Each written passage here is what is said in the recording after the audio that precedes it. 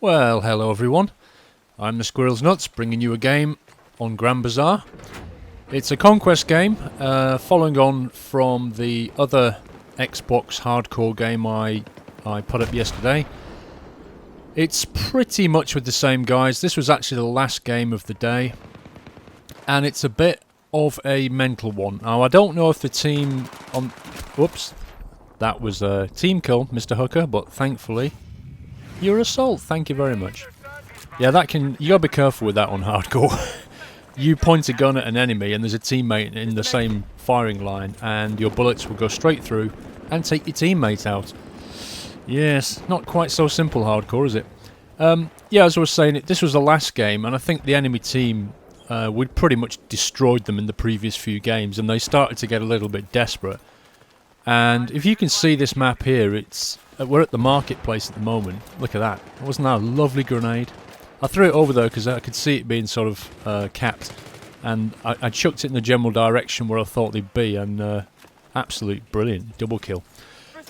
Yeah, sorry, what I want you to pay attention to is the buildings here at Marketplace as they currently stand.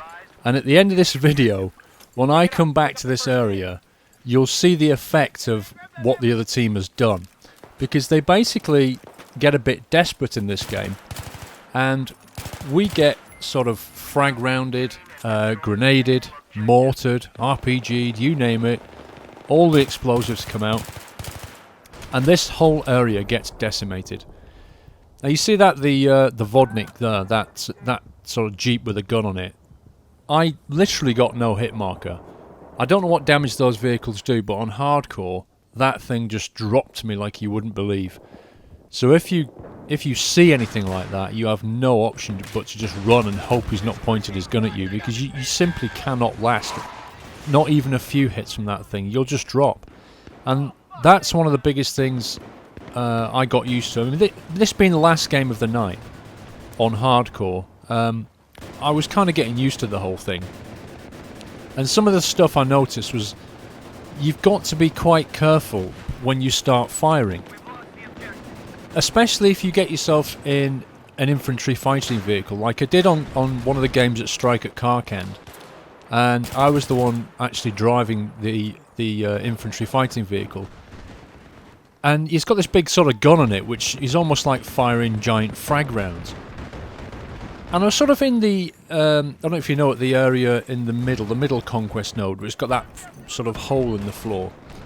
And I was in that area, and it's an absolutely terrible place to hang a vehicle, because you get surrounded by all kinds of engineers, which I did. But the problem is, you could see them showing up on the minimap. But when you point your gun at them, you can't just unleash in their general direction, because you've got teammates running around. And it really doesn't take very much to slaughter them. And that's the thing about hardcore in general. You've got to think before you shoot. That's what I take away from it more than anything. What I also take away from it is you've got to be very careful about not being seen. If somebody sees you sort of running over the streets, you're as good as dead. Because if you see somebody running over the street, you point your gun, pull the trigger, and they drop so quickly. It really is quite scary at first. So anyway, yeah, this game we pretty much dominate them. We've more or less capped all three nodes now, and we hold it like that pretty much through the game. We utterly crush them. And a lot of it's down to the fact we're on voice chat and coordinating with each other. There's quite a few assault guys kicking around, so plenty of revives. But generally speaking, as I say, they just get utterly frustrated and just start with explosives. You'll see later on, there's a bit in a corridor with the grenades. It's just not even funny. Look at that. I got hit markers on his head, which on hardcore, he should have just dropped. How the hell has he managed to be on 62%? I mean, I've played that back in slow-mo, and I definitely get hit markers on his face. So that guy must have a bulletproof face or something. But anyway, yeah, just so I want to pick up on some comments while this video's playing. Some comments on my previous Xbox hardcore video. So, one guy, or a couple of guys, look at the blood stain on the back of that wall. Fantastic. That guy had a lot of blood. One tip I got left about flying on hardcore, be it helis or jets, is if you press down on the D-pad, then you can actually look around the cockpit. So you can look around the area as you're flying along. You can look to the side and that kind of thing. And in hardcore, because you can't go third person, it's absolutely invaluable that you're able to do that. I always forget to do it, I really do. I hardly ever look around the cockpit, but on hardcore, it's really something you've got to get used to doing, because there's no other way of seeing around your vehicle, if you like. So that's one tip for you. There's been a lot of questions and confusion still over the third seat in the tank, the CITV station.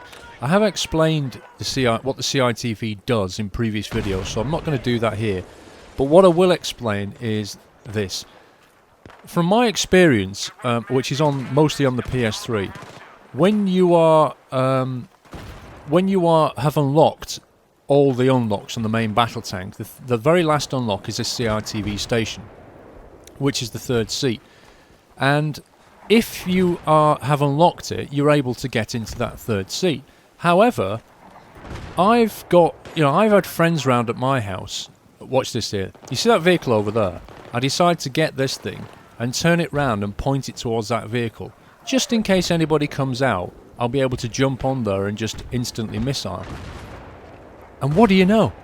There's a guy, look, he's just exactly that. And I just rocket him. Absolutely hilarious, because that was preparation. Alright, some bullets to his head helped, but that was preparation, okay? I actually thought that one through. That was no accident. Crap, what was I saying?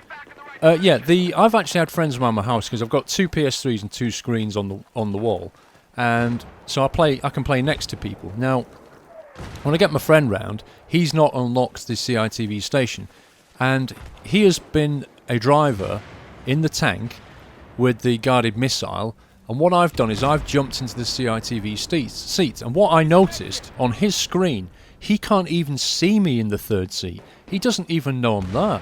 It's because he's not unlocked it. That third seat is completely invisible to him. And that's what I noticed when I was on the Xbox on my previous video. I was driving the tank. I couldn't see the third seat, but I knew somebody was in it because I could hear them laser designating targets. Now, some people seem to think that you can see that third seat. It's not true. If you've not unlocked it, that third seat is invisible. That's certainly the case on console. I don't know if that's true on PC yet, but I will try to verify it. Okay, so this is the corridor of doom I was talking about. This is always an active area, but on hardcore, when you've got people on the other team who just seem to spam grenades and stuff, it gets pretty intense. As you'll see over these next couple of minutes, this just gets mad. PTFO.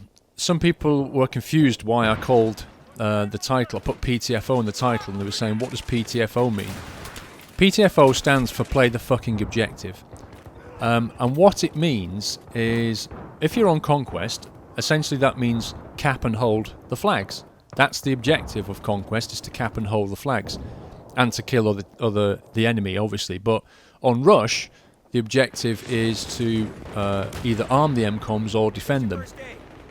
So that's playing the objective on Rush. On Team Deathmatch, there's not so much of an objective, but you could probably describe the objective along the lines of killing more people more kills than deaths, and more importantly though, using any equipment that you have to give your teammates a winning advantage. That's what I would call PTFO on Team Deathmatch.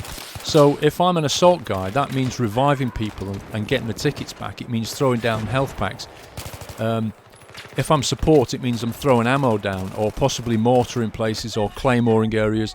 It's all of these things. It's using everything in your tool set to give your team a winning advantage. And that's what you mean really by PTFO. Contrast that with a lone wolf character who doesn't give a stuff about his squad, doesn't give a stuff about the team.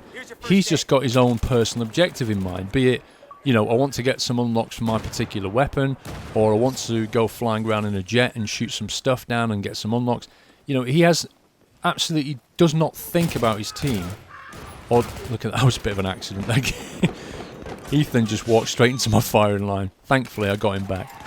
It's literally that. PTFO means playing the objective as opposed to playing selfishly, and that's what we mean by that. Okay, so what else do we want to talk about? Yeah, that was pretty much all of the comments covered, I think. One thing I will say, I played Metro. Now, Metro's not a great map anyway. Team Deathmatch is okay, but Conquest and Rush on Metro is just not my favourite map. And we played a game on Metro, a bit like this, where there was an awful lot of explosives going on. It was a Conquest game, but it was just insane. I mean, the amount of RPGing that was going on, and frag rounds. Oh my god, frag rounds. I just hate them. I really do.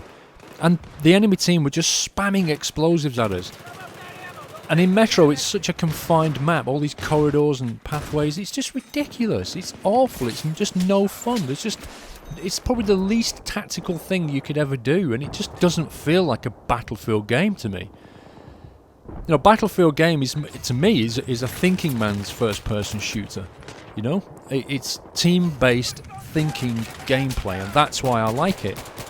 That's what Battlefield should be.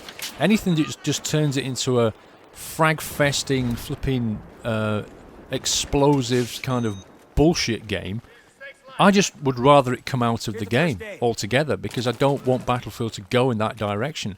You know, I don't care what objectives EA or DICE might have in terms of becoming the #1 first-person shooter, not mentioning other games, Call of Duty, but I don't want Battlefield to do that. I want Battlefield to be Battlefield. I want it to be intelligent. I want it to be team-based, and I want them to make sure that the game is always balanced, and just enough sort of gadgets and vehicles that it makes it interesting. Bad Company pretty much got to that point of being sort of very balanced and a really intelligent game.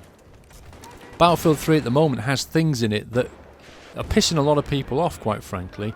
And frag rounds are one of those things that piss me off. And I don't like them. I want them taken out. You know, DICE, we need to give them time over this. They need time to balance these things. I just wish that DICE would be a little bit more visible in terms of what they're doing to the game. I wish they'd publish what they're looking at in a list to saying, we are looking at these things over the next 2 months, and, you know, expect a patch roughly in, you know, February or March. If we knew this stuff was coming, if we knew what they were working on, if we knew that they were... Look at this area here. Look at as I told you about before. It's decimated from mortars and RPGs and God knows what else. Yeah, if DICE would actually be more transparent in what they were doing to this game, a lot of people could kind of stick with it through some of the bullshit things. DICE, if you're listening, please do that for us. You know, you've got a lot of loyal followers here, and we want to enjoy this game, and there's things in it that we're not enjoying right now. Listen to us, publish your list of stuff you're working on, and get the stuff fixed. Let's, you know, make the game great, for God's sake. Anyway, that was the last hardcore Xbox game. I'm moving on to PC next. Going to play some hardcore games. No idea how that's going to turn out. I'll probably get my ass kicked, but I'll try and have fun doing it. And then the next one I'll be working on is PS3, so I'll try and get some videos up for that. Hopefully I'll get a decent enough game out of PC and PS3, and get a video up, and yeah, take it from there. That's it from me. Give me a thumbs up, guys. Leave me some comments about what you think about some of the things I've said in this video. And I shall see you on the battlefield. Take care, and I shall see you soon.